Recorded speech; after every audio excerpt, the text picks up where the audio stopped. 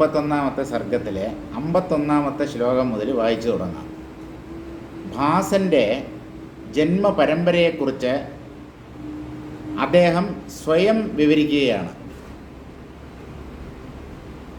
അസ്ത്രീകസംസാരഗതേന ദൃഷ്ടം മയാ ക്വചിദ്യാവദനന്യകാമം ഭൂതാനി നിർയാന്തി ബഹൂനി ഭൂതാദ് വിശന്തി ഭൂതാനി ബഹൂനി ഭൂതം. സ്ത്രീകളില്ലാത്ത എന്ന് പറഞ്ഞാൽ എല്ലാ ജീവികളിലും ആൺ പെൺ എന്ന് പറയുന്ന രണ്ടിനമുണ്ട്. അതായത് ആ ജീവശൃംഖലയുടെ ഉയർന്ന തലത്തിൽ, താഴേക്കിടയിലാണ് അങ്ങനെയുള്ള വ്യത്യാസമില്ലാത്തത്. ഒരേ ജീവിയിൽ തന്നെ ഉഭയലിംഗ ജീവികളെന്ന് പറയും. ഒരേ ജീവിയിൽ തന്നെ ആണും പെണ്ണും ഉണ്ടാവും. നമ്മുടെ ആ പരിണാമ ശൃംഖലയിലെ ഉയർന്ന തട്ടിലുള്ള ജീവികളിൽ ആൺ പെണ്ണെന്നുള്ള രണ്ട് ഇനമുണ്ടാവും.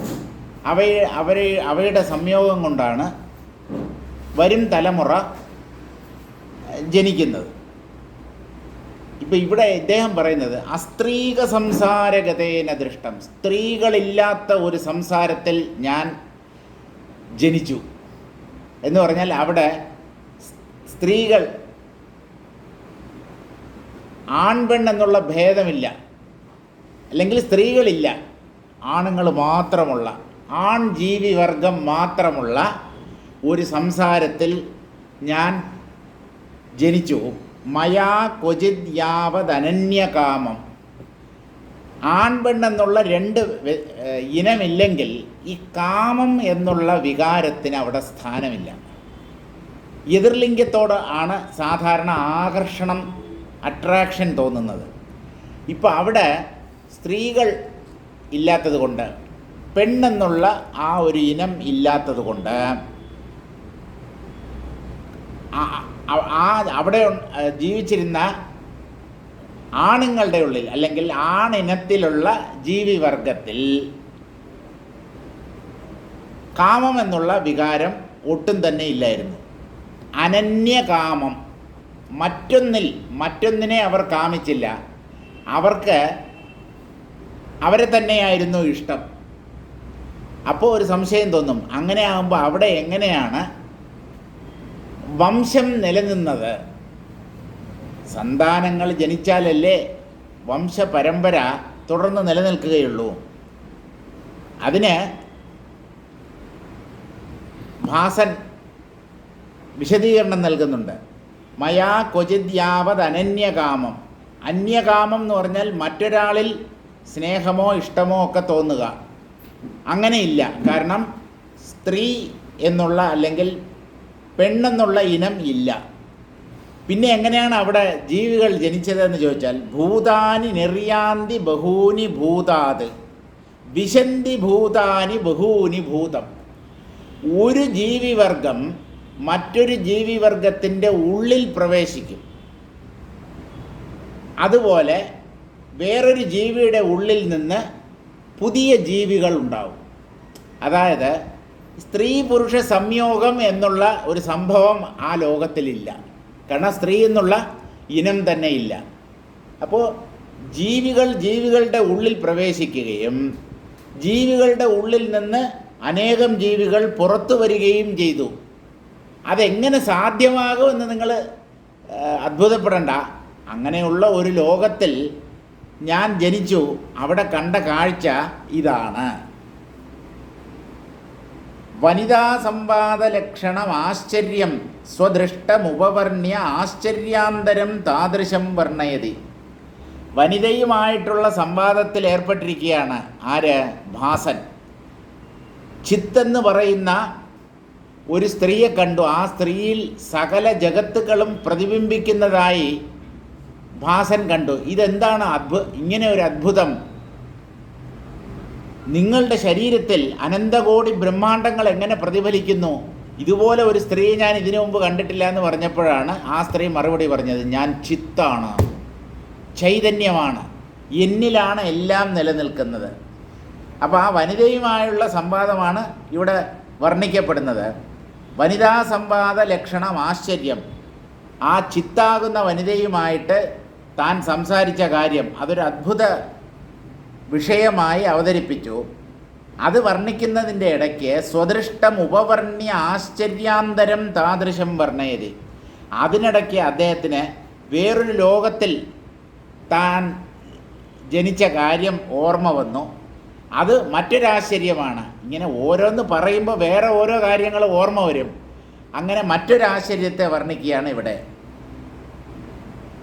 ക്വചിത് ദേശേ കാലേ ച ന വിദ്യന്തേ സ്ത്രിയഃ യത്ര തഥാവിധഃ യസ് സംസാരഃ ജഗത് തദ്ഗതേന മയാ യാവത് സകലം പ്രാണിജാതം ന വിദ്യതേ അന്യസ്യാഃ കാമഃ വ്യതികരാഭിലാഷോ യസ്യ തഥാവിധം ദൃഷ്ടം. ഏതോ ഒരു ദേശത്ത് ഏതോ ഒരു സമയത്ത് സ്ത്രീകളൊന്നുമില്ല, അതായത് സ്ത്രീവർഗം, മനുഷ്യരിലല്ല ജീവരാശികളിൽ സ്ത്രീ ഫീമെയിൽ എന്നുള്ള ഒരിനം ഇല്ലാതെ ഇരുന്ന ഒരു സംസാരത്തെ ഞാൻ അനുഭവിച്ചു, ഞാൻ അവിടെ കണ്ടു.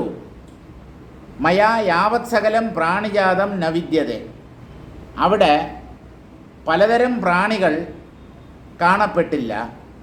അന്യസ്യാ കാമോ അഭിലാഷോ യസ്യ. മറ്റൊരാളോട് സ്നേഹം തോന്നിയില്ല. കാരണം സ്ത്രീ പുരുഷന്മാരുണ്ടെങ്കിലേ പരസ്പര ആകർഷണമുള്ളൂ. അതവിടെ ഇല്ലായിരുന്നു. അങ്ങനെയുള്ള ഒരു സംസാരത്തെ ഞാൻ കണ്ടു. അവിടെ അനേകം പ്രാണി വിശേഷങ്ങളില്ല. പ്രാണികളുടെ ഉള്ളിൽ നിന്നും പ്രാണികൾ പുറത്തേക്ക് വരുന്നു. പ്രാണികളുടെ ഉള്ളിൽ മറ്റു പ്രാണികൾ പ്രവേശിക്കുകയും ചെയ്യുന്നു. അങ്ങനെയുള്ള ഒരു കാഴ്ചയാണ് ഞാൻ കണ്ടത്. തർഹി തത്ര കഥം പുത്രപൗത്രാദി സംഗതി പൂർവേഷാം മരണം വാ തത്രാഹ. ഇങ്ങനെ സ്ത്രീകളില്ലാത്ത ഒരു ലോകത്തിൽ പുത്രൻ പൗത്രൻ, പുത്രൻ്റെ പുത്രനാണ് പൗത്രൻ, പേരക്കുട്ടി എന്നർത്ഥം. പുത്രപൗത്രന്മാർ എന്ന് പറഞ്ഞാൽ അടുത്ത തലമുറ. അതെങ്ങനെ സംഭവിച്ചു? നേരത്തെ ഉണ്ടായിരുന്നവർ എങ്ങനെയാണ് അവിടെ മരിച്ചത് എന്ന് ചോദിച്ചാൽ, മരിക്കാറാകുമ്പോൾ ആ മരിക്കാറാകുന്ന ജീവികൾ മറ്റൊരു ജീവികളുടെ വായിലൂടെ അതിൻ്റെ ഉള്ളിലേക്ക് പോകും. അതാണ് ആ ജീവികളുടെ മരണം. അവിടെ ജനനം എന്ന് പറഞ്ഞാൽ ആൺപെൺ സംയോഗമില്ലാതെ ഒരു ജീവിയുടെ ഉള്ളിൽ നിന്ന് തന്നെ അടുത്ത തലമുറ രൂപപ്പെടും. ജീവികൾ നേരിട്ട് പുറത്തു വരികയാണ് ചെയ്യുന്നത്. അങ്ങനെയുള്ള ഒരു ആശ്ചര്യം ഞാൻ കണ്ടു. ഇതൊക്കെ സാധ്യമാണോ എന്ന് ചോദിച്ചാൽ മായയുടെ ഉള്ളിൽ എന്താണ് സാധ്യമല്ലാത്തത്? നമ്മൾ ക്ലോണിംഗ് എന്നിപ്പോൾ പറയുന്നില്ലേ? ഒരു ജീവിയുടെ ഒരു കോശത്തിൽ നിന്ന് അതുപോലെയുള്ള മറ്റൊരു ജീവിയെ സൃഷ്ടിക്കാം. സാധാരണ ഒരു പുതിയ ജീവി ജനിക്കണമെങ്കിൽ ആണും പെണ്ണും തമ്മിൽ സംയോഗം ഉണ്ടാകണം. സ്ത്രീ പുരുഷ സംയോഗത്തിലൂടെ മാത്രമേ ഒരു സന്താനം ജനിക്കുകയുള്ളൂ. ഇവിടെ അതൊന്നും വേണ്ട, ഒരു കോശം മതി എന്നാണ് പറയുന്നത്. അങ്ങനെയാണല്ലോ ആ ഡോളി എന്ന് പറയുന്ന ആടിനെ സൃഷ്ടിച്ചത്. അയാളുടെ പേര് ഓർമ്മയുണ്ട് ആർക്കെങ്കിലും? ആ സയൻറ്റിസ്റ്റിൻ്റെ എന്തോ അങ്ങനെ എന്തോ ആണ്, ഇയാൻ ബിൽമുട്ടോ. ആ, അയാളാണ് ആദ്യമായിട്ട് ക്ലോണിങ്ങിലൂടെ ഒരു ആട്ടിൻകുട്ടിയെ സൃഷ്ടിച്ചത്. ഒരു സെല്ലിൽ നിന്നാണ് അയാൾ അതിനെ വളർത്തിയെടുത്തത്. പിന്നെ ഇപ്പം തന്നെ ഈ ടെസ്റ്റ് ട്യൂബ് ശിശു പുരുഷ ബീജം സ്വീകരിച്ച് അവയെ നശിക്കാതെ സൂക്ഷിച്ച് വയ്ക്കുന്ന ബീജ ബാങ്കുകൾ ഇപ്പോഴുണ്ട്. രക്തബാങ്ക് എന്ന് നിങ്ങൾ കേട്ടിട്ടുണ്ടാവും. പൈസ ഇടുന്ന ബാങ്ക് നമുക്ക് എല്ലാവർക്കും അറിയാം. രക്തബാങ്ക്, ബ്ലഡ് ബാങ്ക്, അതുപോലെ സെമൻ ബാങ്ക്. പുരുഷ വീര്യത്തെ സൂക്ഷിച്ചു വെച്ച് സന്താനങ്ങൾ ജനിക്കാൻ സാധ്യതയില്ലാത്ത സ്ത്രീകളുടെ ഗർഭകോശത്തിൽ ഇതിന് ഈ ബീജത്തെ പ്രവേശിപ്പിച്ച് അങ്ങനെ കുട്ടികളെ ഉത്പാദിപ്പിക്കുന്നു. ഇതൊക്കെ ഒരു തരത്തിൽ സ്ത്രീ പുരുഷ സംയോഗം ഇല്ലാതെ ജനിക്കുന്ന കുട്ടികൾക്കുള്ള ഉദാഹരണങ്ങളാണല്ലോ ഈ സന്താനങ്ങൾ. അവിടെ സ്ത്രീ പുരുഷ സംയോഗമില്ല. എന്തായാലും പുരുഷവീര്യവും സ്ത്രീ ബീജവും സംയോജിക്കാതെ സന്താനം ഉണ്ടാവത്തില്ല. ഒന്ന് മാത്രം ഉണ്ടെങ്കിൽ ഒരിക്കലും ബീജസങ്കലനം, ഫെർട്ടിലൈസേഷൻ എന്നുള്ളത് നടക്കണമല്ലോ. അവിടെ രണ്ട് ശരീരങ്ങൾ സംയോഗം ചെയ്യേണ്ട കാര്യമില്ല.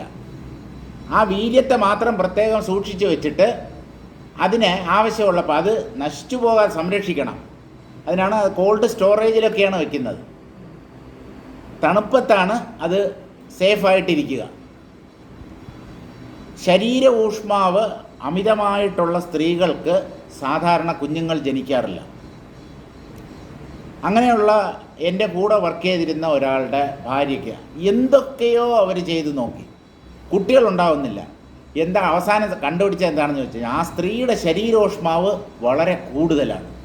ആ ഊഷ്മാവിൽ ഈ പുരുഷ ബീജം നശിച്ചു പോകുന്നു. അതായത് ബീജസംയോഗം നടക്കുന്നില്ല. ഇത് ശരീരത്തിൽ പ്രവേശിച്ചതോടുകൂടി അതികഠിനമായ ചൂട് ആ സ്ത്രീ ശരീരത്തിൽ ഉണ്ടായിരുന്നത് കൊണ്ട് അത് മരിച്ചു പോവുകയാണ് ചെയ്യുന്നത്. പിന്നെ എങ്ങനെ കുട്ടികളുണ്ടാവും? അവസാനം വരെ കുട്ടികളില്ലായിരുന്നു. അതിനുള്ള ഭാഗ്യമില്ല. ഭാഗ്യമോ ദൗർഭാഗ്യമോ ഇതൊക്കെ ആരാ തീരുമാനിക്കുന്നത്? കുട്ടികളില്ലാത്തവർ നിർഭാഗ്യവാന്മാരാണ്, നിർഭാഗ്യവതികളാണ്. സന്താന ഭാഗ്യം സിദ്ധിച്ചവർ അവരൊക്കെ പുണ്യം ചെയ്തവരാണ്. അങ്ങനെയൊന്നുമില്ല. അടുത്ത തലമുറ ഉണ്ടാവണം എന്നുള്ളത് പ്രകൃതിയുടെ നിയമമാണെങ്കിൽ ഉണ്ടായിരിക്കും. അല്ലെങ്കിൽ സ്ത്രീ പുരുഷന്മാർ എത്ര പ്രാവശ്യം സംയോഗം നടത്തിയാലും കുഞ്ഞുങ്ങൾ ജനിക്കില്ല.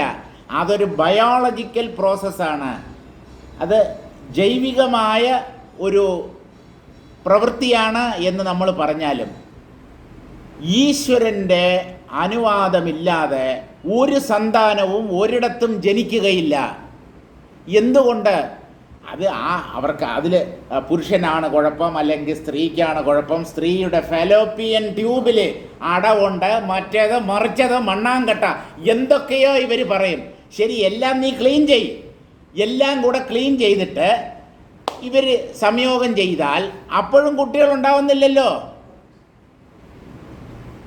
അതൊക്കെ അതിൻ്റെ പുറകിൽ ഈശ്വരൻ്റെ കളിയുണ്ട്. പുരുഷബീജവും സ്ത്രീബീജവും സംയോഗം ചെയ്യണമെങ്കിൽ അതിൽ ഈശ്വരൻ്റെ ഇടപെടലുണ്ട്. ഇപ്പം നമുക്ക് ജീവശാസ്ത്രമല്ല നമ്മുടെ വിഷയം. അതുകൊണ്ട് ഇതൊക്കെ വെറും ഒരു ജൈവപ്രവർത്തനമാണ് എന്ന് ഒരിക്കലും വിചാരിക്കരുത്. ഈശ്വരൻ്റെ അദൃശ്യമായ ഹസ്തങ്ങൾ ഓരോ ജീവിയുടെയും ജന്മത്തിന് പുറകിലുണ്ട്. ഇനി മറ്റൊരു ആശ്ചര്യത്തെക്കുറിച്ച് പറയുകയാണ്.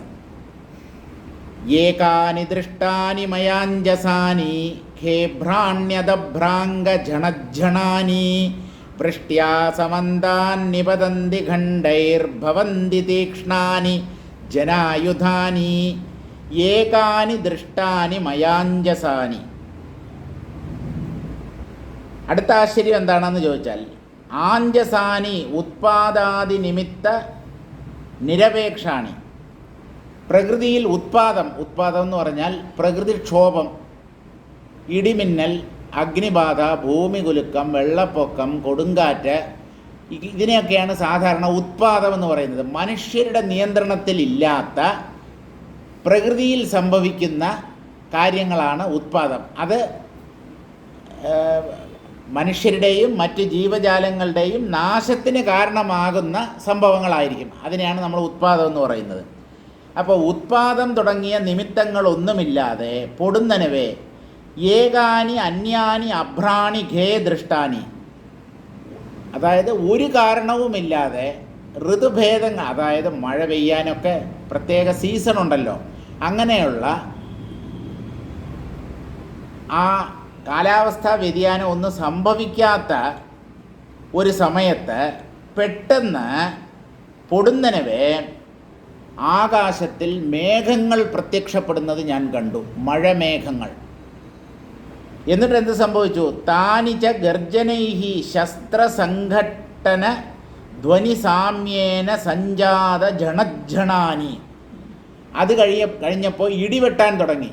അതിശക്തമായ ഇടിനാദം, ദിഗന്ധങ്ങൾ പ്രകമ്പനം കൊള്ളുന്ന ഇടിനാദം ആ മേഘങ്ങളിൽ നിന്ന് ഉദ്ഭവിച്ചു. തേഭ്യോ വൃഷ്ട്യാ യാനി വിദ്യുതാനി ജലവൻ നിപതന്തി. എന്നിട്ട് ആകാശത്തിൽ നിന്നും അതിശക്തമായ മിന്നൽ പിണരുകൾ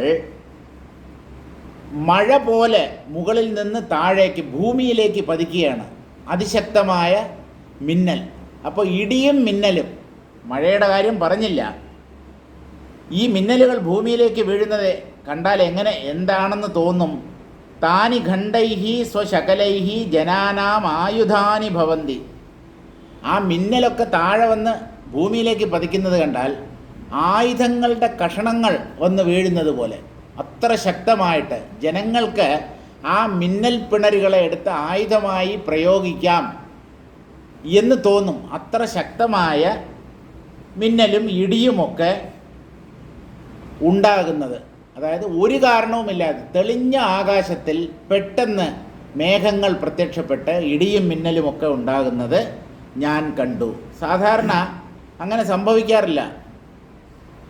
ഓരോന്നിനും ഓരോ കാലമുണ്ടല്ലോ. മഴക്കാലത്ത് മാത്രമേ മഴ മേഘങ്ങൾ വരികയുള്ളൂ. അപ്പോൾ കാലം തെറ്റി ചിലപ്പോൾ പെയ്യാറുണ്ട്, മഴ പെയ്യാറുണ്ട്. ഇവിടെ അതല്ല, പെട്ടെന്ന് തന്നെ മേഘങ്ങൾ ഉരുണ്ടുകൂടി ഇടിയും മിന്നലും ഉണ്ടാവുന്നത് ഞാൻ കണ്ടു.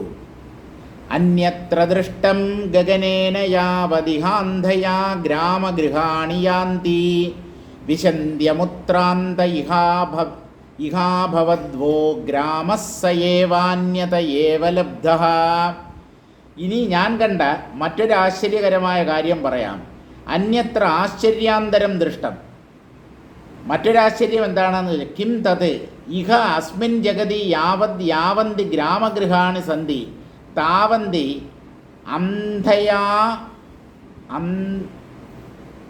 അന്ധയാം തിമിരാദ്യുപഹത ദൃഷ്ട്യൈവ ഗഗനേന ആകാശമാർഗേണ യാന്തി.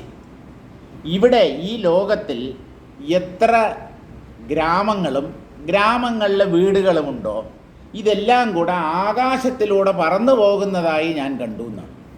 ഒരു ഗ്രാമം മുഴുവനുമേ, ഗ്രാമവും ഗ്രാമത്തിലുള്ള വീടുകളും ആകാശത്തിലൂടെ സഞ്ചരിക്കുന്നതായി ഞാൻ കണ്ടു. അന്ധയാ തിമിരാദ്യുപഹത ദൃഷ്ടിയൈവ.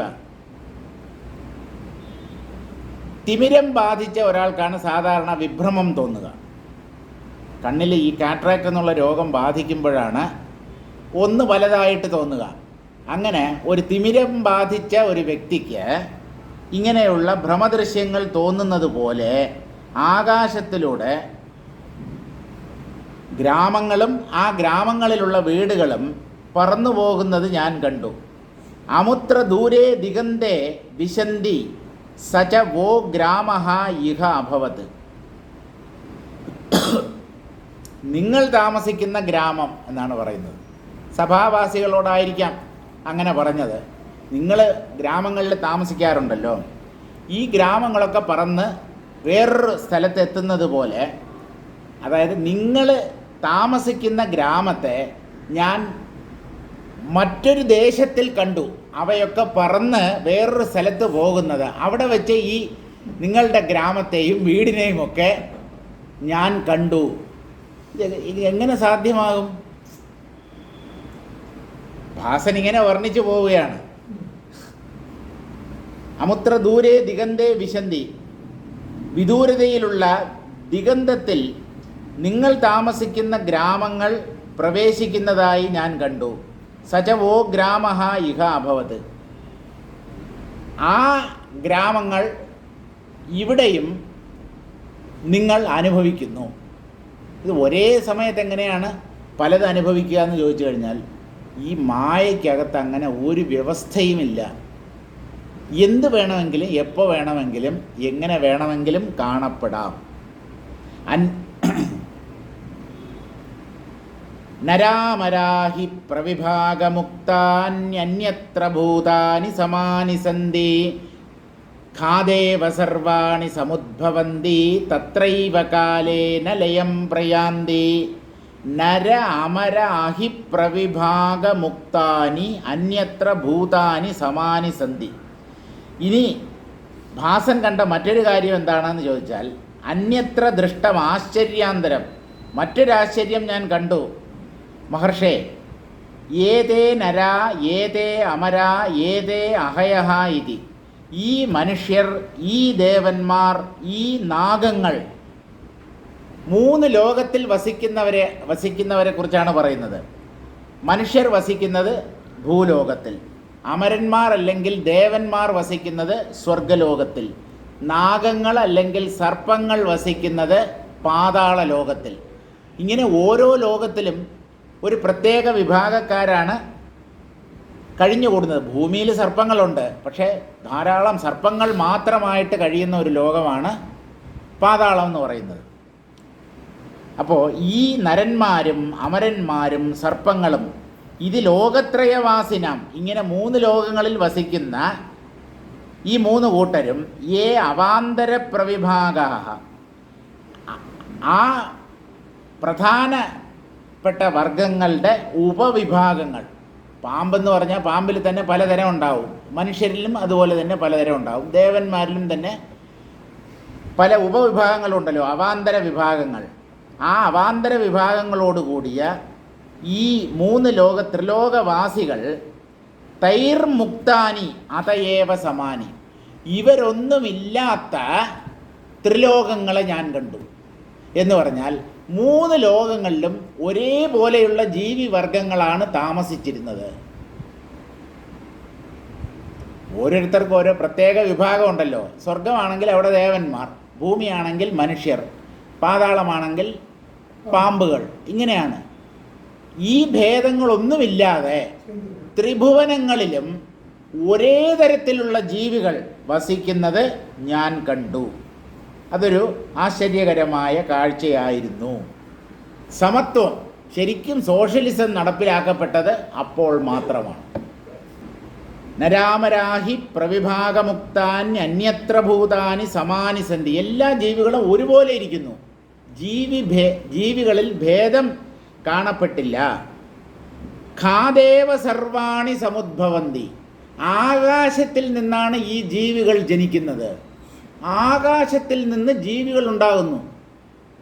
ആകാശത്തിൽ നിന്ന് മഴ പെയ്യുന്നത് പോലെ ആകാശത്തിൽ നിന്ന് പലതരം ജീവികൾ ഉണ്ടാകുന്നു. തത്രൈവ കാലേ ന ലയം പ്രയാന്തി. അവ നിശ്ചിത കാലത്തിന് ശേഷം മരിക്കുന്നുമില്ല.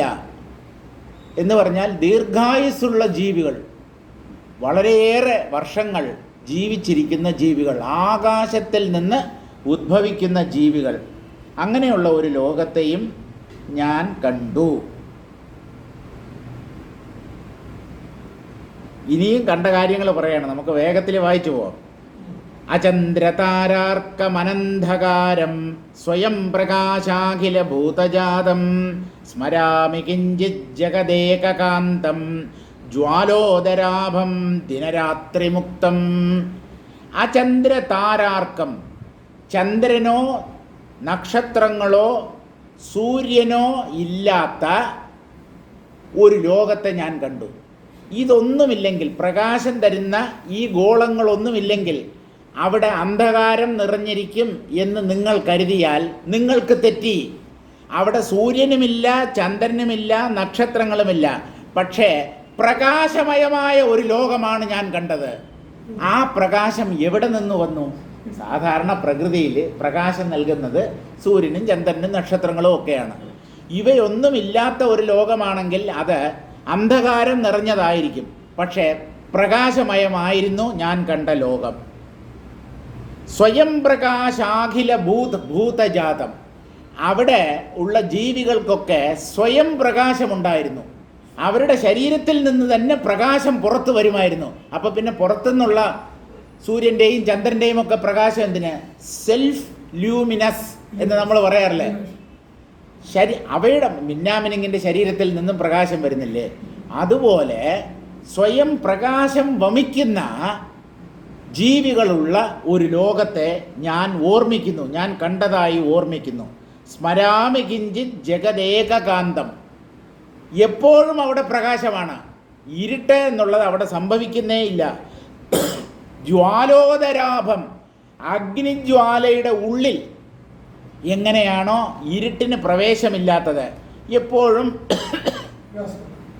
പ്രകാശം മാത്രം, ദിനരാത്രി മുക്തം, പകൽ രാത്രി ഈ ഭേദമില്ലാതെ എപ്പോഴും പകൽ എപ്പോഴും പ്രകാശം, അങ്ങനെയുള്ള ഒരു ലോകത്തെ ഞാൻ അനുഭവിച്ചത് ഞാൻ ഓർക്കുന്നു മഹർഷേ എന്നാണ് ഭാസൻ പറയുന്നത്. അപൂർവദൈത്യാഹിനരാമരാദിഭൂതാന്യപൂർവദ്രുമപത്തനാനി അപൂർവലോകാന്തരകാര്യവന്തി സ്മരാമ്യനന്താനി മഹാജഗന്തി. അപൂർവദൈത്യാഹിനരാമരാദിഭൂതാനി, ദൈത്യന്മാർ അസുരന്മാർ, അഹി സർപ്പം, നരൻ മനുഷ്യൻ, അമരന്മാർ ദേവന്മാർ, ഇവരൊന്നും അല്ലാത്ത കുറേ പുതിയ ജീവിവർഗങ്ങൾ താമസിക്കുന്ന അപൂർവമായ പട്ടണങ്ങളെ ഞാൻ അനുഭവിച്ചിട്ടുണ്ട്, കണ്ടിട്ടുണ്ട്. ദൈത്യന്മാരോ സർപ്പമോ നരന്മാരോ അമരന്മാരോ ഒന്നും അല്ലാത്ത കുറേ പുതിയ ഇനം ജീവികൾ ജീവിക്കുന്ന ഇതുവരെ ആരും കണ്ടിട്ടില്ലാത്ത ദ്രുമപത്തനാനി, പലതരത്തിലുള്ള വൃക്ഷങ്ങൾ, അങ്ങനെയുള്ള വൃക്ഷങ്ങളൊന്നും ഈ ഭൂമിയിലുള്ളവർ കണ്ടിട്ടുണ്ടാവത്തില്ല. വിചിത്രങ്ങളായ വൃക്ഷങ്ങളും അതുപോലെ വിചിത്രങ്ങളായ പട്ടണങ്ങളും ഞാൻ അനുഭവിച്ച ലോകത്തിൽ ഉണ്ടായിരുന്നു. അപൂർവ ലോകാന്തര കാര്യവന്തി, അവിടെ ജീവിച്ചിരുന്നവർ ചെയ്തിരുന്ന കർമ്മങ്ങൾ അവയും അപൂർവങ്ങളായിരുന്നു. നമ്മൾ ചെയ്യുന്ന പോലെയുള്ള കർമ്മങ്ങളല്ലായിരുന്നു അവർ ചെയ്തത്. എന്തായിരിക്കും അവർ ചെയ്തുകൊണ്ടിരുന്നത്? അതൊന്നും വർണ്ണിക്കുന്നില്ല. ഈ ലോകത്തുള്ള ആളുകൾ ചെയ്യുന്ന കർമ്മങ്ങളൊന്നും അവർ ചെയ്യുമായിരുന്നില്ല. മറ്റ് പല കർമ്മങ്ങളുമാണ് അവർ ചെയ്തുകൊണ്ടിരുന്നത്. സ്മരാമ്യ അനന്താനി മഹാജഗന്തി, അങ്ങനെയുള്ള ഒന്നോ രണ്ടോ ലോകത്തെയല്ല, അസംഖ്യം ലോകങ്ങളെ, മഹാജഗത്തുകളെ ഞാൻ കണ്ടതായി ഓർമ്മിക്കുന്നു. ആശ്ചര്യാന്തരമാഹ അപൂർവേദി പ്രസിദ്ധ സംസ്ഥാന വ്യവഹാര വൈലക്ഷണ്യം അപൂർവത. അപൂർവം എന്ന് പറഞ്ഞാൽ ഈ ലോകത്ത് അങ്ങനെ ഒരു കാഴ്ച നമുക്ക് കാണാൻ പറ്റില്ല. ഈ ലോകത്തുള്ള മനുഷ്യരോ ജീവികളോ ചെയ്യുന്ന കർമ്മങ്ങളല്ല ആ ലോകങ്ങളിൽ കഴിഞ്ഞിരുന്നവർ ചെയ്തിരുന്നത്. അതുകൊണ്ട് അത് അപൂർവമാണ്. അങ്ങനെയൊന്ന് ഭൂലോകവാസികൾ കണ്ടിട്ടുണ്ടാവാൻ സാധ്യതയില്ല. അങ്ങനെയുള്ള അനേകം ജഗത്തുകളെ ഞാൻ അനുഭവിച്ചു. ദിഗസ്തിസാനോ വിഹൃതം നയസ്യാം നസോസ്തി ദേശഃ ഖലുയോ ന ദൃഷ്ടഃ യന്നാനുഭൂതം ന തദസ്തി കാര്യം അന്യാശ്രയം നാപരമസ്തി മർഷാത്. ചുരുക്കി പറയാം, ഒരുപാടൊന്നും ഇങ്ങനെ വളവളാന്ന് വലിച്ചു നീട്ടി പറയേണ്ട കാര്യമില്ല. ദിഗസ്തി സാനോ വിഹൃതം നയസ്യാം, ഞാൻ ചുറ്റി സഞ്ചരിക്കാത്ത ദിക്കുകളില്ല.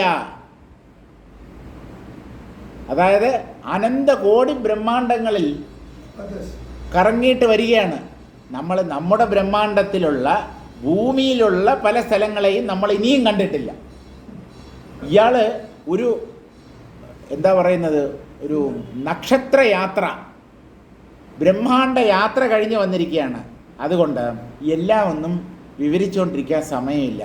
നിങ്ങൾ ഇതുവരെ കണ്ടിട്ടില്ലാത്ത അല്ലെങ്കിൽ സ്വപ്നത്തിൽ പോലും കാണാൻ സാധ്യതയില്ലാത്ത പലതും ഞാൻ കണ്ടിട്ടുണ്ട്. എല്ലാം ഒന്നും വിവരിക്കാൻ പറ്റത്തില്ല, അത്ര കണ്ട് മഹത്താണ് ഈ പ്രപഞ്ചം. അതുകൊണ്ട് ചുരുക്കി പറയുകയാണ്, ഞാൻ വിഹരിക്കാത്ത ദിക്കുകളില്ല. നസോസ്തി ദേശഖലു യോന ദൃഷ്ടഃ, ഞാൻ കാണാത്ത സ്ഥലങ്ങളില്ല. എന്നാനുഭൂതം ന തദസ്തി കാര്യം, ഞാൻ അനുഭവിക്കാത്ത അനുഭവങ്ങളുമില്ല. നിങ്ങൾക്കൊന്നും ഒരിക്കലും അനുഭവിക്കാൻ പറ്റാത്ത പല അനുഭവങ്ങളിലൂടെയും ഞാൻ കടന്നുപോയി. പക്ഷേ എല്ലാം അവിദ്യാമണ്ഡലത്തിൻ്റെ ഉള്ളിലായിരുന്നു. മനസ്സ് രചിച്ച വിഭ്രമങ്ങളാണിതെല്ലാം. ലോകമെന്ന് പറയുന്നത്, ഒരാൾക്ക് എന്തിനെയാ സ്വപ്നം കാണാൻ കഴിയാത്തത്? എന്ത് വേണമെങ്കിലും സ്വപ്നത്തിൽ അനുഭവിച്ചൂടെ? കഴിഞ്ഞുപോയതും ഇനി വരാൻ പോകുന്നതുമായ കാര്യങ്ങളെ നമുക്ക് സ്വപ്നത്തിൽ അനുഭവിക്കാം. അപ്പോൾ ജാഗ്രത്തിനേക്കാളും സ്കോപ്പ് കൂടുതലാണ് സ്വപ്നത്തിന്. ജാഗ്രതയിൽ മനുഷ്യർക്ക് പറക്കാൻ പറ്റില്ല പക്ഷികളെ പോലെ, പക്ഷേ സ്വപ്നത്തിൽ നമുക്ക് പറക്കാം. ഞാൻ പറക്കുന്നതായിട്ട് കണ്ടിട്ടുണ്ട്. പറക്കണമെന്നുള്ള ആഗ്രഹം ഉള്ളിൽ കിടന്നതുകൊണ്ടായിരിക്കും, അറിയില്ല. ആകാശത്തിലൂടെ ഇങ്ങനെ പറക്കുന്നു.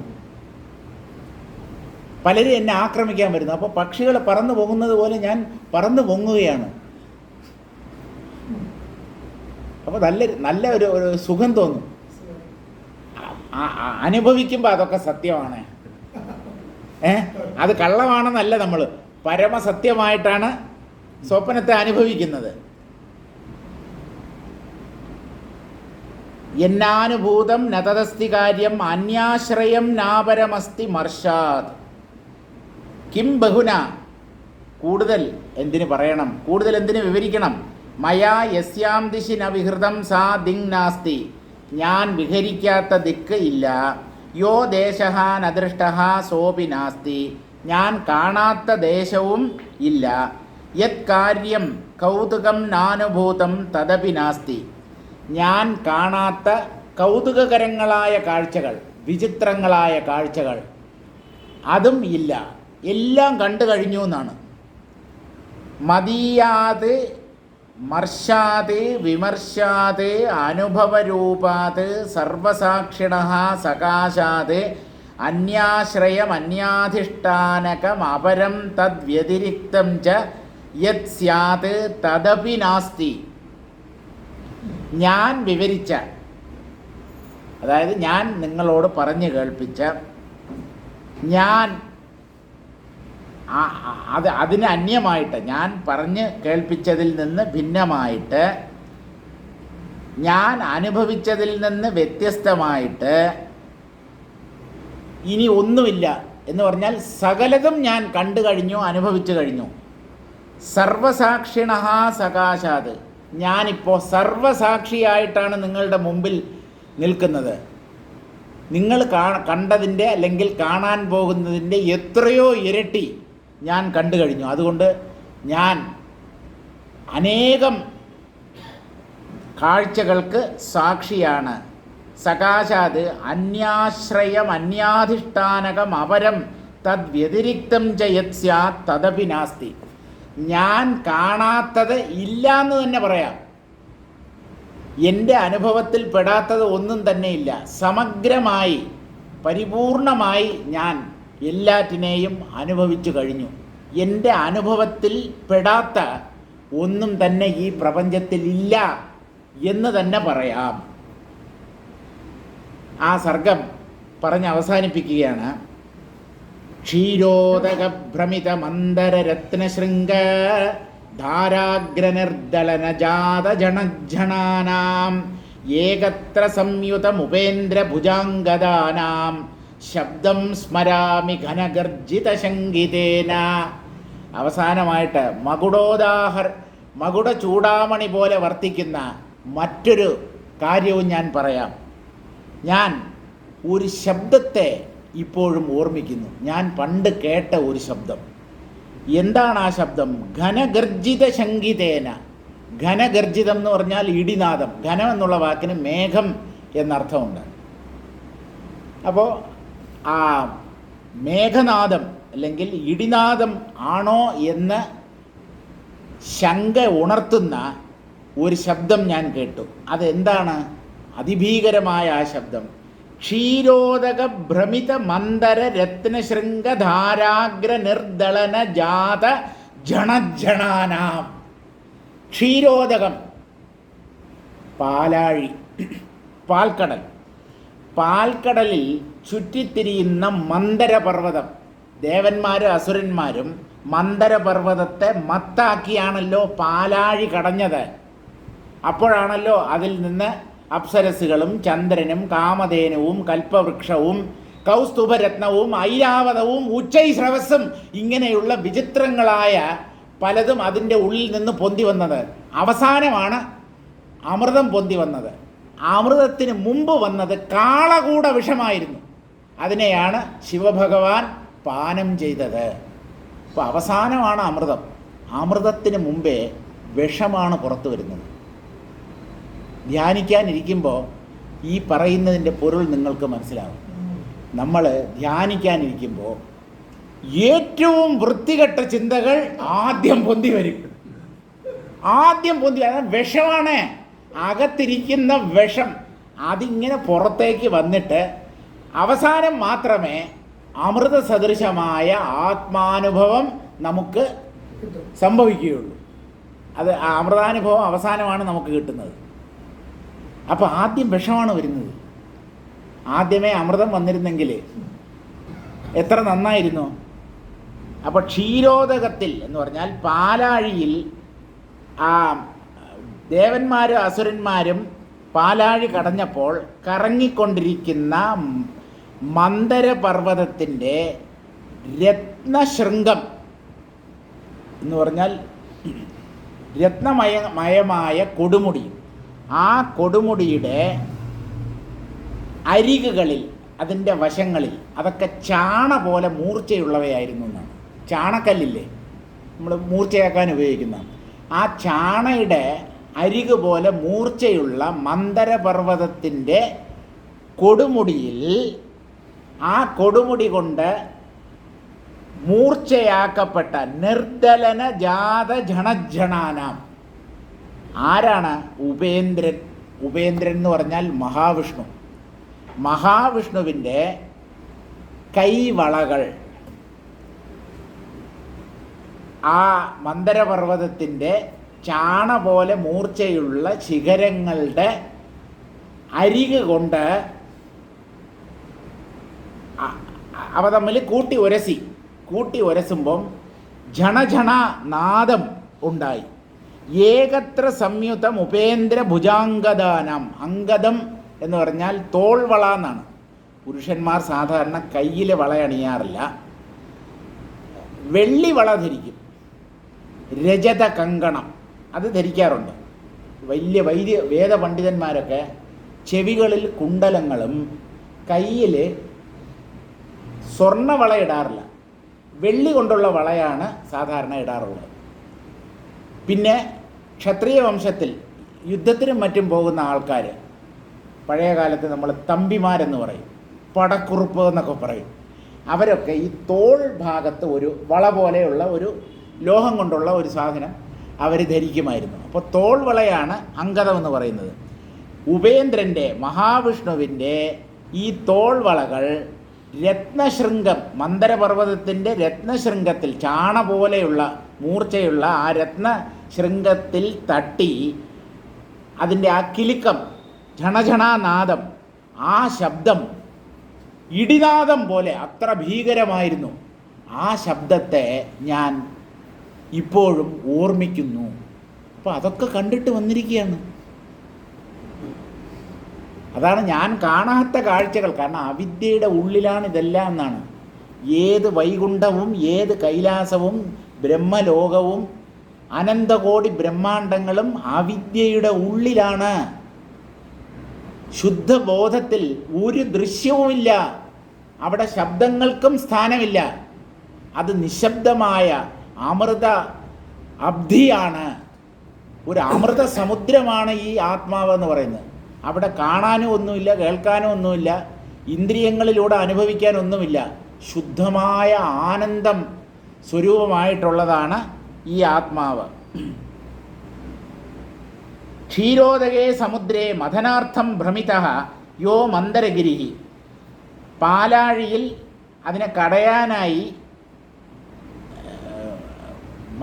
മന്ദരപർവ്വതത്തെ ദേവന്മാരും അസുരന്മാരും ഉപയോഗിച്ചപ്പോൾ ആ ചുറ്റിത്തിരിയുന്ന മന്ദരപർവ്വതം തദീയ രത്നമയ ശൃംഗാണാം, അതിൻ്റെ രത്നമയങ്ങളായ കൊടുമുടികളുടെ തീക്ഷ്ണൈഹി ശാണപ്രായൈഹി. ശാണ എന്ന് പറഞ്ഞാൽ അത് തന്നെയാണ് മലയാളത്തിലെ ചാണ. അത് സംസ്കൃത വാക്കാണ്.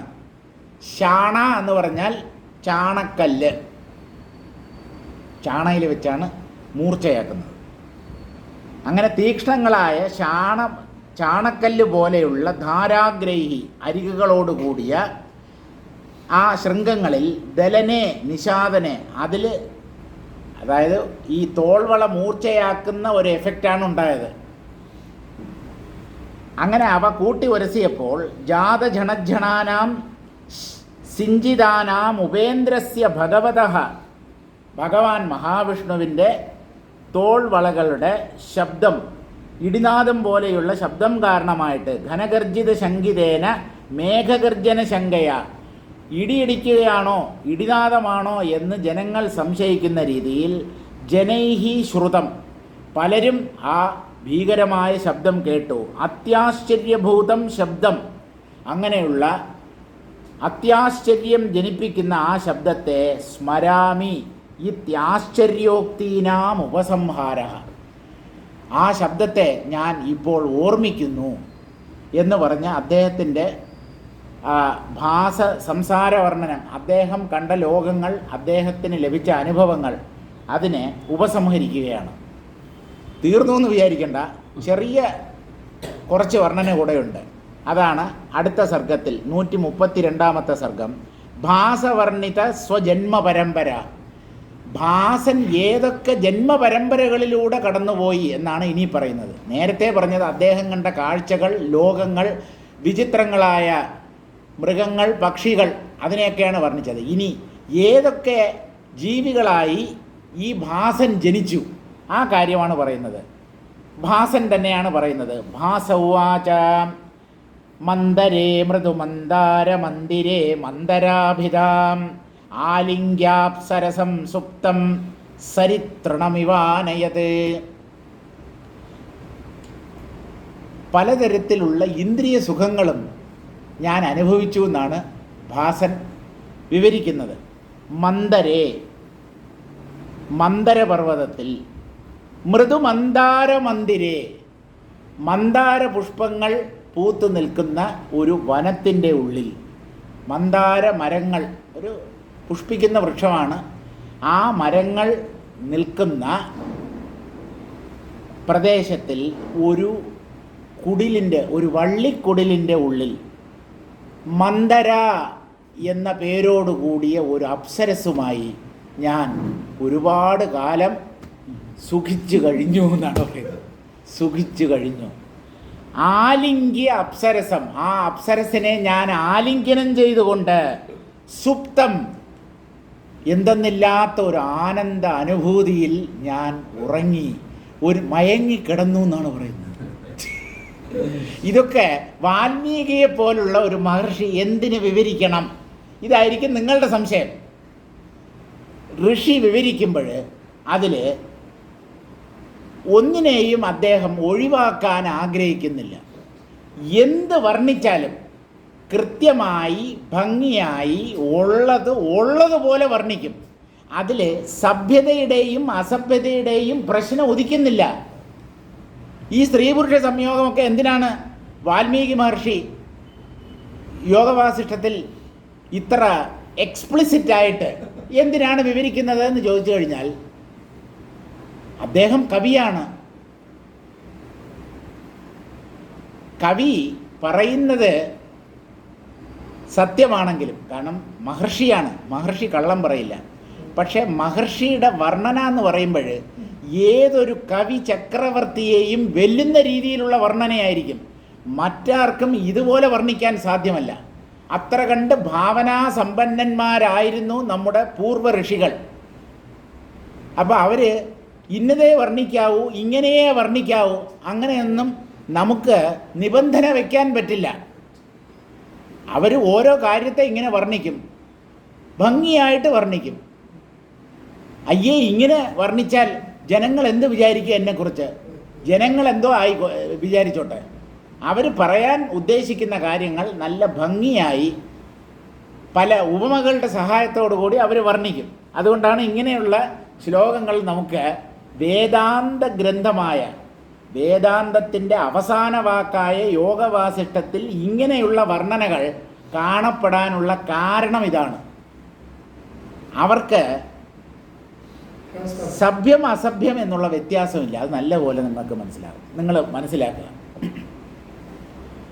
MBBS സ്റ്റുഡൻസ് പഠിക്കുന്ന ഒരു ക്ലാസ് ഒരു സ്ത്രീയുടെയും പുരുഷൻ്റെയും ശരീരത്തിലുള്ള അവയവങ്ങളെ എക്സ്പ്ലിസിറ്റായിട്ട് തന്നെ പറഞ്ഞു കൊടുക്കും. അതുപോലെ സ്ത്രീ പുരുഷ ബന്ധം എന്താണ്, ഗർഭം ധരിക്കുന്നത് എങ്ങനെ, ലൈംഗിക രോഗങ്ങൾ എന്തൊക്കെ, ലൈംഗിക ശേഷിക്കുറവ്, ഇതിങ്ങനെയുള്ള കാര്യങ്ങളൊക്കെ സെക്സോളജിസ്റ്റ് എന്ന് നമ്മൾ പറയുന്നില്ലേ, ലൈംഗിക രോഗ വിദഗ്ധൻ, അവർ ഒരു ശാസ്ത്രമായിട്ടാണ് അതിനെ പഠിക്കുന്നത്. അതിൽ അശ്ലീലതയുടെ പ്രശ്നമില്ല. നിങ്ങൾ എന്തിനേയും ഒരു ശാസ്ത്രമായിട്ട് പഠിച്ചാൽ അതിൽ അശ്ലീലതയില്ല. നമുക്കൊരു ശാസ്ത്രമുണ്ട്, കാമശാസ്ത്രം. വാത്സ്യായന മഹർഷി രചിച്ചതാണ്. മഹർഷിക്ക് വേറെ പണിയില്ലായിരുന്നു. എന്തൊക്കെ കാര്യങ്ങളാണ് അതിൽ വർണ്ണിക്കുന്നത്? സ്ത്രീകളെ 7 തരത്തിൽ തരംതിരിച്ചിട്ടുണ്ടെന്നാണ്.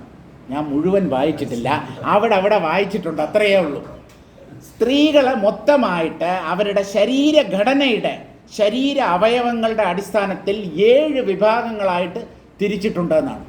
ആ 7 എണ്ണത്തിൽ ഏതെങ്കിലും ഒരെണ്ണത്തിൽ പെടും ഏത് സ്ത്രീയും, ഏത് ഭൂലോക രംഭയും ഈ 7 വിഭാഗത്തിൽ ഒരെണ്ണത്തിൽ ഉൾപ്പെടും.